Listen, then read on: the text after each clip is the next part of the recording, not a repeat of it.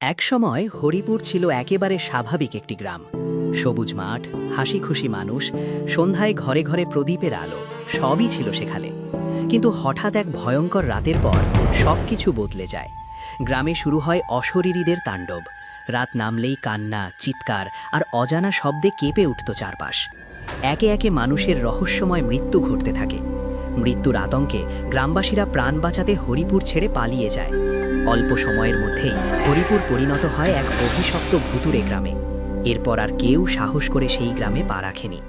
এই হরিপুর গ্রামেই ছিল এমন এক্স নামের এক প্রভাবশালী ও ভীষণ ধনী লোকের বিশাল বাড়ি। তার কোটি কোটি টাকা আর সোনা দানা আটকে পড়েছিল সেই বাড়ির ভেতর। বহুদিন সে চেষ্টা করেও কাউকে পাঠাতে পারেনি, কারণ যারা গেছে তারা আর কখনো ফিরে আসেনি। শেষমেশ একদিন টাকার লোভে নিজেই হরিপুরে যাবার সিদ্ধান্ত নেয় এমন এক্স। কিন্তু সেখানে গিয়ে সে এমন ভয়ঙ্কর অভিজ্ঞতার মুখোমুখি হয় যে প্রাণ বাঁচিয়ে কোনো মতে ফিরে আসে। তবু লোভ তাকে ছাড়ে না। এরপর সে এক গ্রাম থেকে আরেক গ্রামে ঘুরে মানুষকে মোটা অঙ্কের টাকার প্রলোভন দেখাতে থাকে, যদি কেউ তার বাড়ি থেকে ধন সম্পদ এনে দিতে পারে। কিন্তু যেই যায় সেই আর ফেরে না। একদিন এমন এক্স জানতে পারে ভাটিপাড়া গ্রামে নাকি ৩ জন অসম্ভব সাহসী যুবক আছে, বিটুকে, রাইস্টার আর টিপুলার।